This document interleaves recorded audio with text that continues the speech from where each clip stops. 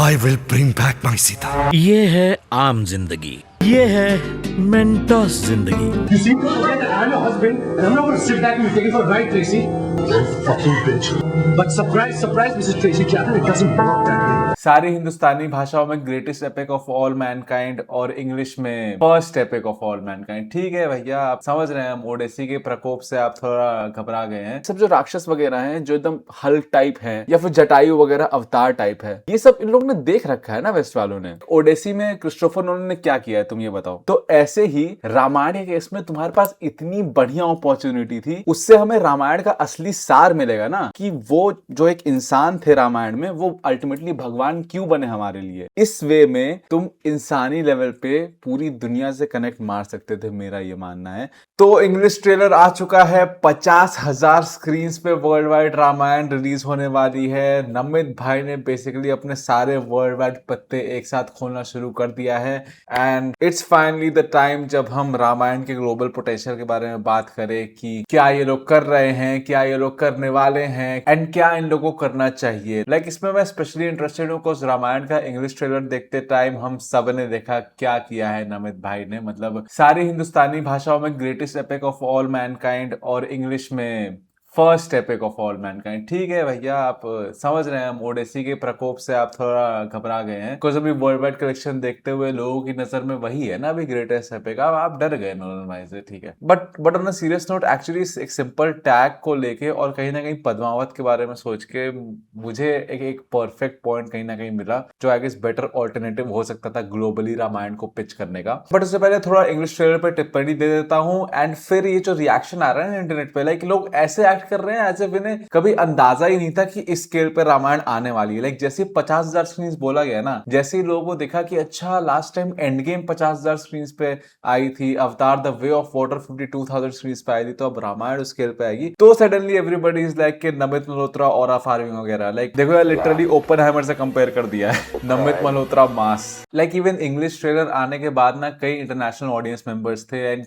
Mostly Indians थे, देवर like कि जब सेम टाइम पे गॉडजिला -0 थिएटर में लगी होगी तो कौन ही रामायण देखने जाएगा। यूएस ऑडियंस के पर्सपेक्टिव से देखो, ये आई गेस शान भाई ने बहुत अच्छे से फ्रेज किया था। कोई भी रैंडम बंदा थिएटर में जाएगा, 6 पिक्चरें लगी है तो उसमें वो रामायण क्यों ही प्रेफर करेगा, जिसके लिए उसे पूरी एक कल्चरल नॉलेज होनी चाहिए। वो obviously Godzilla type picture prefer करेगा ना, जिसमें जाओ देख के आओ बस खत्म। एंड इवन आईमैक्स भी मोस्ट प्रोबेबली गॉडजिला को ही प्रेफरेंस देगा उस टाइम। तो या गॉडजिला ने थोड़ा रामायण का पलड़ा वीक कर रखा था, बट अभी ये 50,000 स्क्रीन ग्लोबली वाले दाव के बाद अब कहने को ये भी है कि गॉडजिला -1 जो इसके पहले वाली पार्ट थी, वो 3,000 स्क्रीन पे ग्लोबली रिलीज हुई थी एंड उसने यूएस में $58 मिलियन कमाया था। अगर समझ ना आ रहा हो तो आज तक की सबसे ज्यादा कमाने वाली फॉरेन फिल्म यूएस में क्राउचिंग टाइगर हिडन ड्रैगन है, जिसने आज से 26 साल पहले 2000 में आई गेस 120 या 128 मिलियन डॉलर कमाए थे।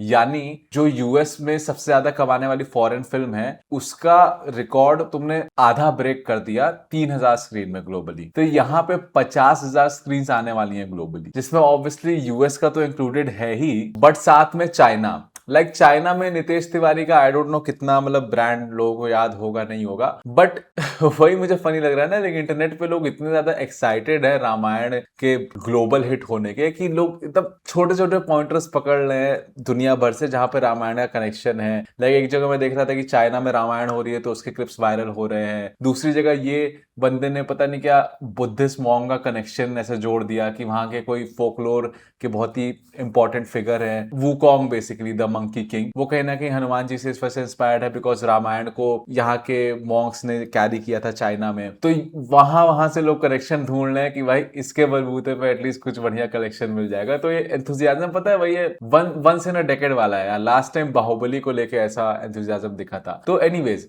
ये 50,000 स्क्रीन जो ऑब्वियसली बहुत ज्यादा है। तुम समझो एंड गेम 2019 में पीक फिल्म वो 50,000 स्क्रीन पे ग्लोबली रिलीज हुई थी and now this it's Nitesh Tiwari's Ramayan. Obviously अब तो स्पाइडरमैन वगैरह एंड ओडेसी वगैरह इन लोगों ने और टॉप स्पॉट ले लिया है, बट 50,000 बिल्कुल भी मजाक की बात नहीं है भाई। तो इसमें ऑब्वियसली वो लगान वाला खतरा या आरआरआर वाला खतरा नहीं है। बेसिकली ना आरआरआर और लगान दोनों ने ऑस्कर में डंका बजाया एंड यूएस में काफी पॉपुलर हुई। आरआरआर तो जेन्युइनली लाइक हर वो रिव्यूअर जो मैं बचपन से देखता हूँ उन सब ने आरआरआर के बारे में बात की, बट उसमें भी अगर तुम कलेक्शन देखो दोनों पिक्चरों का तो वो उतना है नहीं। लाइक मुश्किल से आई गेस आरआरआर का $30 मिलियन के आसपास होगा, एंड द रीजन बीइंग कि उनके पास उतनी स्क्रीन्स नहीं थी जितनी नेसेसरी है। तो स्क्रीन्स का बढ़ना is directly proportional to collections का बढ़ना। तो इसका हाल ऐसा जो यूजुअली बॉलीवुड फिल्मों का होता है ना कि बाहर रिलीज हो जाती हैं कुछ ऐसा 300-250 करोड़ कमा लेती हैं, हो गया, ऐसा नहीं होने वाला यार। They are serious when it comes to the global marketing and now it's showing. And even like English trailer, like मुझे ये उतना बुरा नहीं लगा इंग्लिश ट्रेलर। लाइक बेसिकली मेरी एक टिप्पणी इंग्लिश ट्रेलर पे कि जो डायलॉग्स है ना, जब तुम कोई इंग्लिश ट्रेलर बना रहे हो प्रॉपर, ये तुमने इतनी टेक्नोलॉजी इन्वेस्ट की है, जो trust me like I don't know Ramayan कितना बढ़िया इन्वेस्टमेंट होगा डीने के लिए, बट ये जो ब्रह्मा एआई है ना, ये it's gonna blow up, like ये एकदम फैलने वाला है। तो जब तुम इतनी टेक्नोलॉजी इन्वेस्ट कर रहे हो तो यू शुड मेक श्योर कि तुम्हारे जो इंग्लिश डायलॉग्स हैं they should sound like iconic English dialogues rather than just translations of iconic Hindi dialogues. मतलब आई नो ये बहुत ही डिफिकल्ट है, इट्स लाइक तुम्हें एकदम बेसिक थॉट से एकदम चीजें थोड़ी चेंज करनी पड़ेगी। एंड मैं एकदम लार्जर देन लाइफ एक्सपेक्टेशन लेके भी नहीं बैठा था इंग्लिश के लिए। भाई लोग ने ऑलरेडी इंडियन सिनेमा के हिसाब से बहुत कुछ अभी कर रखा है और कर रहे हैं ये लोग, बट एक आइडियल सिचुएशन अगर देखा जाए तो जैसे गेम ऑफ थ्रोन्स में डायलॉग सुनाई देते हैं ना, कोई कैरेक्टर कुछ ऐसा रैंडम चीज पर कुछ बोल गया बट वो इतना थॉट इंटरेस्टिंग है ना कि इट्स एन आइकॉनिक डायलॉग। तो वैसा अगर कुछ आ पाता, वो बस एक माइनर सा क्रिटिसिज्म है मेरा। बाकी व्हेन इट कम्स टू कैसा लग रहा है, आई फील रणबीर कपूर बहुत ज्यादा शाइन किए हैं। लाइक प्रॉपर दिख रहा है कि ली स्ट्रासबर्ग में जो फिल्म स्कूल से वो ग्रेजुएट हुए हैं उसकी ट्रेनिंग अब नजर आ रही है काफी। आई डोंट नो तुम लोगों ने वो उनकी शॉर्ट फिल्म की क्लिप्स देखी है कि नहीं, बट उसमें उनके इंग्लिश डायलॉग्स और अब यहाँ पे like the guy has come a long way. I will bring back my Sita. ये है आम जिंदगी, ये है मेंटोस जिंदगी। You see, forget that I'm your husband, and I'm not going to sit back and be taken for a ride, Tracy. You fucking bitch. You think you can mess around all you want to get my wife in a wheel right now? Huh?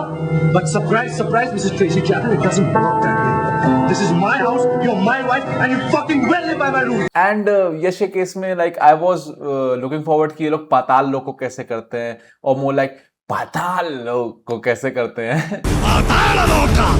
तो उसको तो इन्होंने एकदम britisher type Neverland ऐसा कर दिया है। And the netherworld. वो भी ठीक है, लाइक मुझे उतना इशू नहीं हुआ इंग्लिश ट्रेलर से, अपार्ट फ्रॉम जो मैंने मेन दिक्कत बताई। बस ये है कि थोड़ा अरुण गोविल जी के केस में थोड़ा फील आ रहा था like AI type. I don't no mouth का मूवमेंट है या उन पे सूट नहीं कर रहा, बट ऐसा मतलब परफेक्ट नहीं बैठा। My firstborn, Ram. तो नाउ कमिंग टू ये लोग क्या करने वाले हैं जिसका अंदाजा किसी को नहीं है, और इन लोगों को क्या करना चाहिए। भाई देखो ये लोग क्या करने वाले हैं, मैं ना तुम यही सोचो कि 50,000 स्क्रीन सुन के लोगों की फट गई कि oh my God this is getting serious, नमक Malhotra international and all.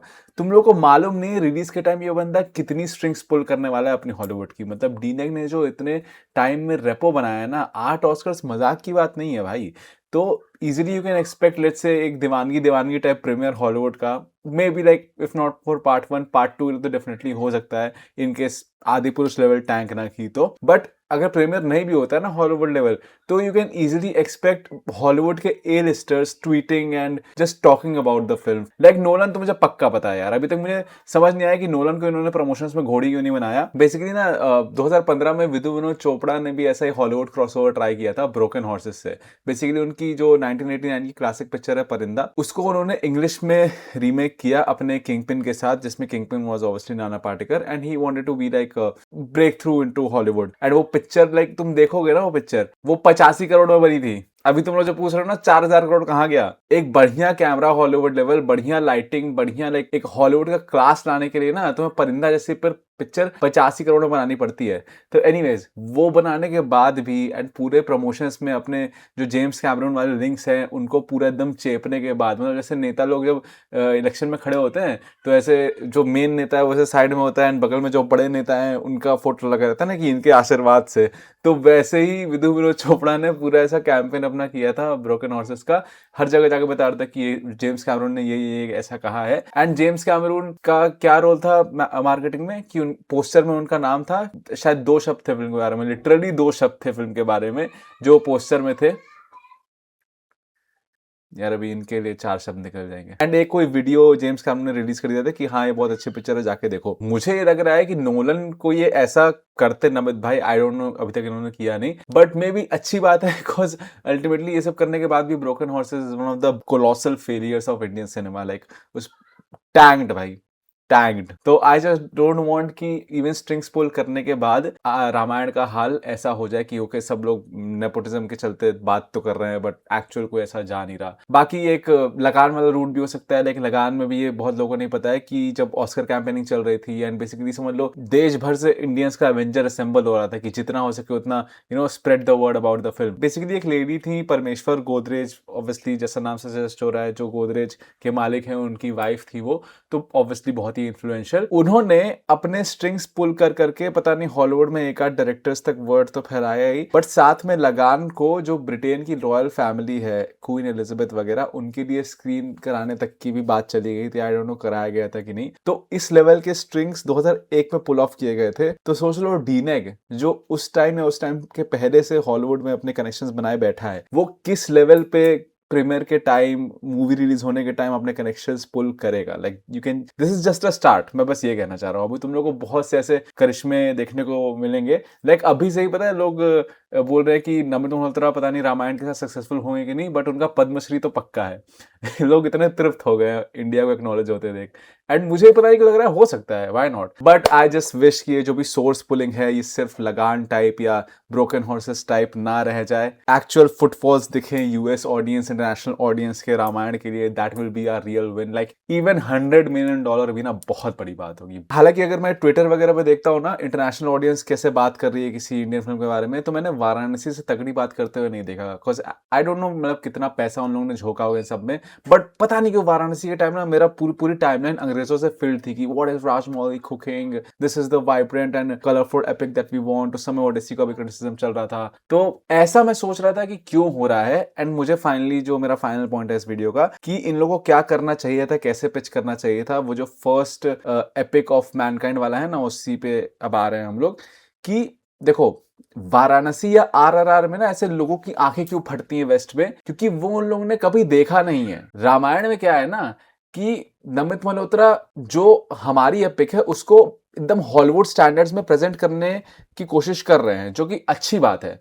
But ये सब जो राक्षस वगैरह हैं जो एकदम हल्क टाइप हैं या फिर जटायु वगैरह अवतार टाइप है, ये सब इन लोगों ने देख रखा है ना वेस्ट वालों ने जो वाराणसी अनाउंसमेंट में हमें दिखाया जा रहा था कि हनुमान जी, मतलब हमारे Hanuman ji particularly it's like a giant monkey, कौन है एकदम खतरनाक टाइप, एंड पीछे अटैक ऑन टाइटन जैसा राक्षस, बेसिकली हमारे लिए कुंभकर्ण, एंड पूरे ऐसा एकदम टावर बन रहा है वानरों से। रामायण वही है, भाव हमारा उतना ही जुड़ा है, बट ऐसे राजमौली जी ने प्रेजेंट किया है ना कि एक रैंडम इंसान जिसको कुछ मालूम भी नहीं, उसको क्यूरियोसिटी हो रही कि भाई ये है क्या। जैसे अगर मुझे ओडेसी के बारे में कुछ नहीं मालूम है तो मैं अचानक से साइक्लॉप्स देखूंगा, अरे भाई ये कैसा राक्षस है, मैंने ऐसा राक्षस कभी नहीं देखा। तो मैं ऐसा लगता है कि रामायण के ट्रेलर के कोई भी राक्षस देख के यूएस ऑडियंस सोचे कि ये तो हमने कभी नहीं देखा। ऑब्वियसली नहीं, हमारे लिए भले ही वो सेटबैक्स हो, बट महेश बाबू का एक रैंडम आदमी का बैल पे त्रिशूल लेके चढ़ना, वो भी उनके लिए क्रेजी शिट हो गई कि भाई ये क्या है। तो चलो ठीक है, विजुअली तुम्हारा विजन थोड़ा डिज्नी लाइक था, हॉलीवुड लेवल था, बट मेन पॉइंट ये है कि तुम थीमेटिकली भी पता ऑडियंस को बहुत बढ़िया तरीके से एंटाइज कर सकते थे, बहुत बढ़िया तरीके से। बेसिकली रामायण मेरी नजर में ना हमेशा एक अंडरडॉग स्टोरी रही है। इट्स अ स्टोरी जो हमें एक ह्यूमन के पोटेंशियल के बारे में बताती है कि एक इंसान अगर राम जी के पथ पे चले तो फिर वो क्या क्या कर सकता है। That is the whole story. एक सिंगल शब्द में बयां करना हो तो ह्यूमन ट्रायम्फ के बारे में है ये कहानी। पार्ट 1 का ही ले लो, कैसे पोजीशन किया नीतीश तिवारी में, ज्यादा उनको चेंज करने की जरूरत थी नहीं कि रावण जो है एक तरफ एकदम अपने क्रूर भाव से सब कुछ जीतता जा रहा है एकदम टॉप पे, एंड राम जी अपने नम्र भाव से परिस्थितियों के चलते एकदम बॉटम सब कुछ यूज करते हुए एट द पॉइंट कि उनके पास बस लक्ष्मण जी बचते हैं और सामने जटायु की लाश है। मीनवाइल रावण के पास सब कुछ है, वो सीता जी को लेके चले गए। डोंट यू थिंक यहीं पे तुम्हारा सबसे बड़ा हुक था इंटरनेशनल ऑडियंस को एंगेज करने का, कि जैसे तुमने ट्रेलर टीजर में प्रेजेंट किया है ना कि 2 parts, 1 driven by revenge, 1 driven by protecting, ऐसे मार्केट करने के बजाय कि हम देखो 2 रास्ते दिखाएंगे एंड कैसे अच्छाई वाले रास्ते की जीत होती है एंड रिवेंज वाले रास्ते की हार होती है। तुम पहले ये मार्केटिंग में प्रेजेंट करने के बजाय अगर तुम इसे एक अंडरडॉग स्टोरी की तरह प्रेजेंट करते कि भाई ये आदमी यहां फंसा है, इसका इस लेवल के आदमी से सामना है। हमारे लिए चलो भगवान नहीं है, बट इंटरनेशनल ऑडियंस के लिए इट्स लाइक एक रैंडम वन में रह रहा आदमी कैसे उस डीमन किंग को हराएगा। ओडेसी में क्रिस्टोफर नोलन ने क्या किया है तुम ये बताओ। उसने बेसिकली ये जो ट्रोजन वॉर है, जिसमें ऐसे कुछ एकदम थीमेटिकली प्रोवोकिंग था भी इन ट्रोजन वॉर में, वो जो ओडेसी ने बेसिकली ट्रोजन हॉर्स की ट्रिक की मदद से जंग जीती थी ना, वो बहुत ही सेलिब्रेटरी चीज थी। बट नोलन ने उसमें भी ओपनहाइमर ढूंढ लिया। जैसे ओपनहाइमर एटम बॉम्ब बनाने के बाद समझ जाता है कि the world is not the same. Last की जो बहुत ही तगड़ी लाइन थी ना, कि जो चेन रिएक्शन हम सोचे थे हमने मिस कर दिया है, वो एक्चुअली हमने शुरू कर दिया है। इट्स जस्ट दैट वो चेन रिएक्शन बहुत लंबे टाइम के लिए तो हमें दिख नहीं रहा है, कि मतलब तुम्हारी एक मक्कारी ने ह्यूमैनिटी का मक्कारी का नया लेवल अनलॉक कर दिया है। ऐसा उन नोलन ने ओडेसी को पेश किया ना, कि ट्रोजन हॉर्स से जंग जीतना कोई बहुत ही सेलिब्रेटरी बात नहीं थी कि क्या दिमाग लगाया है। It was Zeus law being broken. Basically उसने ओडेसियस की कहानी को ह्यूमैनिटी का वन ऑफ द फर्स्ट बेट्रेयल के रूप में प्रेजेंट किया। जैसे महाभारत हम बोलते हैं ना कलयुग की शुरुआत थी, तो उसने वैसे एंगल से ट्रोजन वॉर को प्रेजेंट किया कि यहां से ह्यूमैनिटी का डिसेंट चालू हो गया। तो ऐसे ही रामायण के केस में तुम्हारे पास इतनी बढ़िया अपॉर्चुनिटी थी कि तुम इसे first epic ever in human history के बजाय फर्स्ट एवर ह्यूमन ट्रायम्फ के रूप में प्रेजेंट करते। लाइक इसे ऐसे प्रेजेंट करते कि ये एक मतलब दिल पे मत लेना वेस्ट ऑडियंस की नजर से, ये एक रैंडम बंदा जो मतलब वन में है, जिसका एकदम वस्त्र के नाम पे भी एकदम साधारण चीजें हैं, अब वो कैसे उस डीमन किंग को हराएगा, क्या उसका रास्ता होने वाला है, क्या उसके अस्त्र शस्त्र होने वाले हैं, how he is gonna defeat magic with just share human will. तुम्हें इसके अराउंड पूरी मार्केटिंग करनी थी। तो इससे क्या होता है ना कि जो वर्ल्ड वाइड ऑडियंस है वो ह्यूमन लेवल पर कनेक्ट करती, कि हम बस एक साधारण इंसान को, अपनी जो हम जैसे इंसान हैं वैसे इंसान को एक डीमन किंग को हराते देखेंगे। ऑब्वियसली इसमें थोड़ा लाइक राम जी की साइड से मैजिक कम रखना था। मतलब मेरे हिसाब से अगर तुम आइडियल रामायण बनाने जाओ ना, जो मैं अभी कास्टिंग का एक वीडियो बनाऊंगा उसमें मैं अच्छे से एक्सप्लेन करूंगा, उसमें ना तुम्हें रावण की साइड को एकदम मैजिकल और डीमन और ऐसा दिखाना चाहिए जैसा लेट्स से डिज्नी वाला विजन है, या चलो रियलिस्टिक में भी रावण को एकदम थोड़ा मैजिकल टाइप दिखाओ कि उसके पास दैविक शक्तियां हैं। बट राम जी को एकदम तुम साधारण दिखाओ। उनका ऐसा कुछ ऐसा नहीं है कि वो तीर फेंक रहे हैं, उनको जैसा जादू टोना निकल रहा है, नहीं, उनको एकदम रॉ ह्यूमन ब्रूट स्ट्रेंथ वाला दिखाओ। इट्स लाइक उनके पास कोई दैविक शक्तियां हैं ही नहीं। तो फिर अपने आप किसी रैंडम व्यक्ति की भी क्यूरियोसिटी जाग जाएगी कि यार अब ये इंसान कैसे इस मैजिकल डीमन किंग को हराएगा। उससे हमें रामायण का असली सार मिलेगा ना, कि हम बेसिकली राम जी की डिवाइन छवि नहीं अप्रिशिएट करेंगे, हम एज अ ह्यूमन ये समझेंगे कि वो जो एक इंसान थे रामायण में, वो अल्टीमेटली भगवान क्यों बने हमारे लिए, क्योंकि उन्होंने सिर्फ अपने इंसानी रूप में विदाउट एनी मैजिकल पावर, सिर्फ अपने पथ के जरिए, अपने पथ के जरिए, अपने इंसानी पथ के जरिए एक मैजिकल डीमन किंग को हरा दिया। तभी तो एंड में हमें फील आएगा यार कि हम सबको राम जी का वो पथ फॉलो करना चाहिए। तभी वो रामायण का सार आएगा ना, कि राम जी बेसिकली भगवान की वाणी में एक आर्केटाइप है ना, कि कैसे इंसान का आचरण होना चाहिए। तो वो भाव ऐसे ज्यादा बेहतर निकलता। इस वे में तुम इंसानी लेवल पे पूरी दुनिया से कनेक्ट मार सकते थे, मेरा ये मानना है।